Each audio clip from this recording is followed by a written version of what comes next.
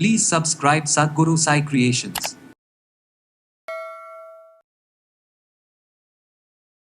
எனக்கு படபடப்பு வருது, ஒரு 4 ஸ்டெப் எடுத்து வைக்கல அதுக்குள்ளே மூச்சு வாங்குற மாதிரி இருக்குது அப்படின்னு சொல்லுவாங்க. உடல் வந்து டக்குன்னு சில்லுன்னு ஆகிற மாதிரி இருக்குங்க, ரொம்ப வியர்த்து கொட்ட மாதிரி இருக்குது, உள்ளங்கை உள்ளங்கால் சில்லுன்னு ஆகுது அப்படின்லாம் சொல்லுவாங்க. திடீர்னு நல்லா ஒர்க் பண்ணிட்டு இருக்குங்க, மூச்சு இழுக்கும் போது டக்குன்னு ஒரு வலி தெரியுது, ஹார்ட் சைடில் ஒரு வலி தெரியுது, நெஞ்சில் ஒரு வலி தெரியுது. நுரையீரல் பலமாக இருப்பதற்கும் வாயு குறைவதற்கும் இதய தசைகள் பலமாக இருப்பதற்கும் கார்டியாக் இஷ்யூஸ் இருந்து அதிலிருந்து நான் மீண்டு வந்திருக்கேன், இந்த மாதிரி சர்ஜரி எல்லாம் பண்ணியிருக்கேன் அப்படின்னு சொல்கிறவங்களும் இந்த இதயத்தில் சேரக்கூடிய நெஞ்சு பகுதியில் சேரக்கூடிய வாயுவானது நமக்கு குறைய ஆரம்பிக்கும், நரம்புகளும் பலப்படும்.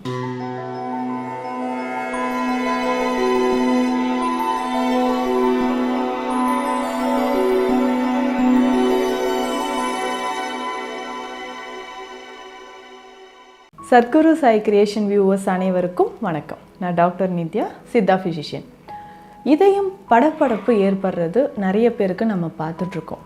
அதாவது கொஞ்சம் தூரம் நடந்தாலே எனக்கு மூச்சு வாங்குதுங்க, படபடன்னு வருது. முக்கியமாக பார்த்தோம்னா மாடிப்படி ஏறும்போது தான் எனக்கு படபடப்பு வருது, ஒரு 4 ஸ்டெப் எடுத்து வைக்கல அதுக்குள்ளே மூச்சு வாங்குற மாதிரி இருக்குது அப்படின்னு சொல்லுவாங்க.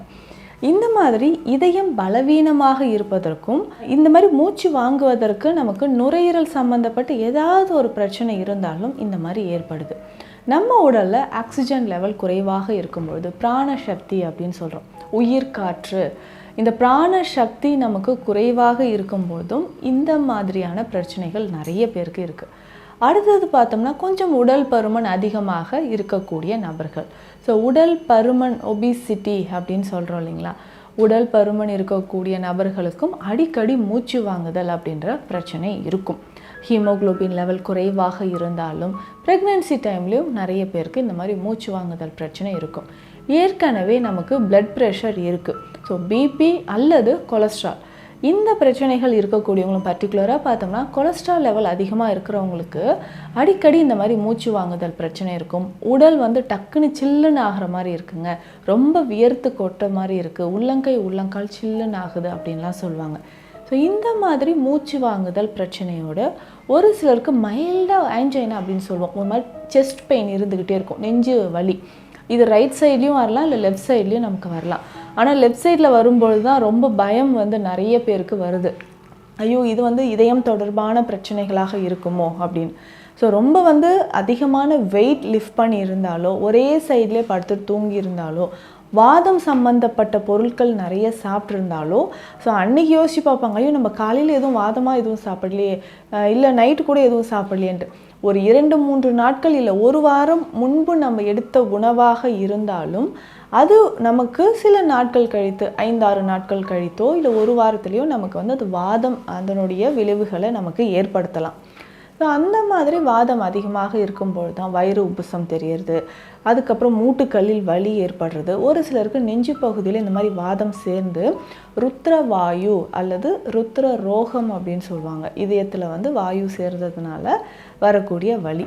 ஸோ இது பொதுவாக நிறைய பேருக்கு நம்ம பார்ப்போம். திடீர்னு நல்லா ஒர்க் பண்ணிகிட்ருக்கேங்க, மூச்சு இழுக்கும் போது டக்குன்னு ஒரு வலி தெரியுது, ஹார்ட் சைடில் ஒரு வலி தெரியுது, நெஞ்சில் ஒரு வலி தெரியுது அப்படி சொல்லுவாங்க. இல்லை ஏதாவது வெயிட் நான் லிஃப்ட் பண்ணிவிட்டு நடக்கும்போதோ, வெயிட் தூக்கிட்டு நடக்கும்போதோ, கொஞ்சம் தூரம் நடக்கும்போதோ நெஞ்சு பகுதியில் லேசான ஒரு வலியோடு அதிகமாக மூச்சு வாங்குதல் பிரச்சனை இருக்குதுன்னு சொல்லுவாங்க. இதுக்கு பொதுவாகவே நம்ம என்ன பண்ணலாம், ரொம்ப ரொம்ப சிம்பிள் தான். இது ஒரு சிலருக்கு இது இதய நோயாக இருக்க வாய்ப்பு இருக்குது, ஆனால் பெரும்பாலும் வாதம் சம்மந்தப்பட்டு வரக்கூடிய பிரச்சனைகள் தான். அப்போது ஹீமோக்ளோபின் லெவல் நமக்கு குறைவாக இருந்ததுன்னா அதற்கான சிகிச்சை முறைகளை கண்டிப்பாக நம்ம வந்து ஃபாலோ பண்ணணும். சரி, ஹீமோக்ளோபின் லெவல் குறைவாக இருக்குது, என்னென்ன ஃபாலோ பண்ணிக்கலாம் அப்படின்னு பார்த்தோம்னா இந்த ட்ரை ஃப்ரூட்ஸ் அண்ட் நட்ஸ் இது வந்து கொஞ்சமாக சாப்பிடலாம். இதுலேயுமே கீரை வகைகள் ரொம்ப முக்கியமானது. ஸோ இந்த கீரை வகைகள் நமக்கு வந்து நல்லாவே ஒரு அயன் கண்டென்ட் இருக்கக்கூடிய கீரை வகைகள், அதுலேயும் நார்ச்சத்து அதிகமாக இருக்கணும். ஒரு சிலர் கீரை செய்யும்போது பார்த்தோம்னா நிறைய பருப்பு சேர்த்து சமைச்சு சாப்பிடுவாங்க. ஸோ அந்த மாதிரி இருக்கிறதெல்லாம் அவாய்ட் பண்ணிவிட்டு வெறும் கீரை மட்டும் நம்ம சமைத்து சாப்பிடும் பொழுது, இதில் வந்து பூண்டு சின்ன வெங்காயம் சேர்த்து நம்ம சமைத்து சாப்பிடும்பொழுது வாயு அதிகமாக உடலில் சேராமல் இருக்கும். கீரையோட முழு பலன்களும் நமக்கு கிடைக்கிற மாதிரி இருக்கும். இதில் முக்கியமாக நம்ம வந்து முருங்கைக்கீரை ரொம்ப முக்கியம். அதற்கு அடுத்தது புளிச்சைக்கீரை அப்படின்னு சொல்லுவோம். வல்லாரைக்கீரை, அதுவும் காட்டு வல்லாரை நல்ல டார்க்காக இருக்கும், இலை வந்து திக்காக இருக்கும். இந்த காட்டு வல்லாரை கிடைத்தாலும் வாங்கி நம்ம பயன்படுத்தலாம். ஸோ இந்த மாதிரி கீரை வகைகளை நம்ம உணவில் சேர்த்துக்கணும். அதற்கு அடுத்தது இதயத்தை பலப்படுத்தக்கூடிய மூலிகைகள், உணவு முறைகள் என்னன்றதை பார்க்கலாம். முக்கியமாக சிவப்பு அரிசி ரொம்ப முக்கியம். கருப்பு கவுனி, காட்டு யானம், இந்த அரிசி வகைகளை நம்ம பயன்படுத்தும்போது இதயத்திற்கு, நம்ம உடலுக்கும் சரி, அதிகமான வாயு சேராமல் பாதுகாக்கும் அப்படின்னு சொல்லலாம். சில வகையான மூலிகைகள், இப்போ உதாரணத்துக்கு பார்த்தோம்னா செம்பருத்தி மலர்கள், ஸோ இதை வந்து டீ மாதிரி குடிக்கலாம். சங்கு புஷ்பம், இதையும் வந்து டீ மாதிரி நம்ம குடிக்கும் பொழுது இதில் இருக்கக்கூடிய ஆன்டி ஆக்சிடென்ட்ஸ் என்ன பண்ணுதுன்னா நம்ம இதய தசைகளுக்கு வலிமை சேர்க்கக்கூடியது. ஸோ இந்த கார்டியாக் மசில்ஸ் எல்லாமே ஸ்ட்ரென்த்தனாக இருக்கிறதுக்கும், கார்டியாக் மசில்ஸில் இரத்த ஓட்டம் சீராக இருப்பதற்கும் நமக்கு இந்த மலர்கள் பயன்படுது. அதே மாதிரி வில்வ இலை, எலுமிச்சை இலை, இதை வந்து டீ மாதிரி காலையில் குடிக்கலாம். ஸோ காலையிலே டீ காஃபி எம்டி ஸ்டொமக்கில் குடிக்கிற பழக்கம் இருந்ததுன்னா அதற்கு பதிலாக இது எல்லாமே நம்ம ட்ரை பண்ணும்போது இதய தசைகள் நமக்கு பலப்படும்.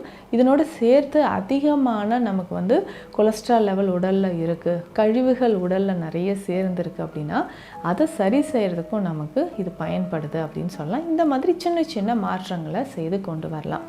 சித்த மருத்துவத்தில் அனைத்து வகையான நோய்களுக்கும் சிறந்த மருந்துகள் அன்றைக்கே சித்தர்கள் நமக்கு சொல்லியிருக்காங்க. ஸோ இதற்கு, அதாவது நுரையீரல் பலமாக இருப்பதற்கும், வாயு குறைவதற்கும், இதய தசைகள் பலமாக இருப்பதற்கும் முக்கியமான ஒரு மாத்திரை வகை தான் கோரோசனை மாத்திரை அப்படின்னு சொல்கிறோம். இந்த கோரோசனை மாத்திரை ரொம்ப முக்கியமானது.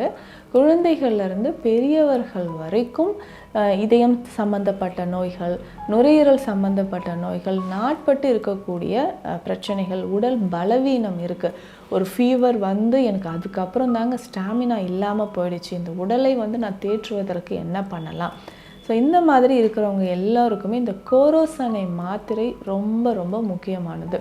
ஸோ இந்த கோரோசனை மாத்திரையில் வந்து கோரோசனை இது சேருது. இதனோட குங்குமப்பூ, ஜாதிக்காய், அஸ்வகந்தா, கிராம்பு, லவங்கப்பட்டை, இந்த மாதிரி நிறைய மூலிகைகள் சேருது. இந்த மூலிகைகள் எல்லாமே பார்த்திங்கன்னா பெஸ்ட் நர்வின் டானிக் அப்படின்னு சொல்லலாம். நரம்புகளை வலிமை சேர்க்கக்கூடியது. சித்த மருத்துவத்தில் இது வந்து உயர்ந்த ஒரு மருந்துன்னு சொல்லலாம். இந்த மருந்தை நீங்கள் பயன்படுத்துறதுக்கு முன்னாடி டாக்டரை வந்து கன்சல்ட் பண்ணிவிட்டும் நம்ம எடுத்துக்கலாம். ஸோ இந்த மருந்து பொதுவாக இதயம் மற்றும் நுரையீரல் சம்மந்தப்பட்ட, ஒரு சிலருக்கு வந்து பார்த்தோம்னா நுரையீரலில் நாட்பட்டு டிபி இருக்கும், டியூபர்குலோசிஸ் இருக்கும். ஸோ இந்த இன்ஃபெக்ஷன் வந்து குறையவே இல்லைங்க, என்னென்னவோ ட்ரீட்மெண்ட் நான் எடுத்துகிட்ருக்கிறேன், இது வந்து போன்லேயோ இல்லை பெண்களாக இருக்கும்போது குடல் இல்லை யுட்ரஸ்லலாம் ஸ்ப்ரெட் ஆகுது அப்படின்னு சொன்னிங்கன்னா இந்த மெடிசனை ஆல்ரெடி எடுத்துகிட்டு இருக்கக்கூடிய ட்ரீட்மெண்ட்டோட சேர்த்து எடுக்கலாம்.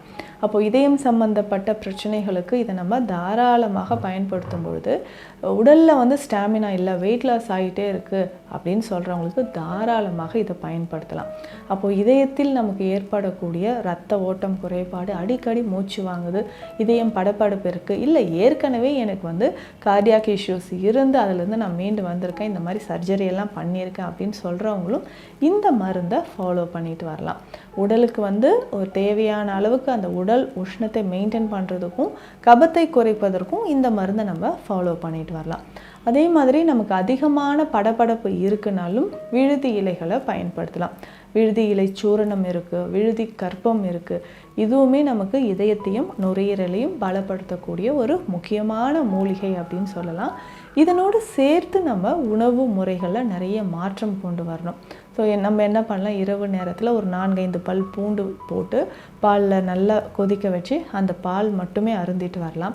அப்படி இல்லைன்னா பூண்டு லேகியம் சித்த மருத்துவத்தில் இருக்குது, அதுவுமே நமக்கு உடலில் அதிகமான வாயுவை வந்து வெளியேற்றக்கூடியது.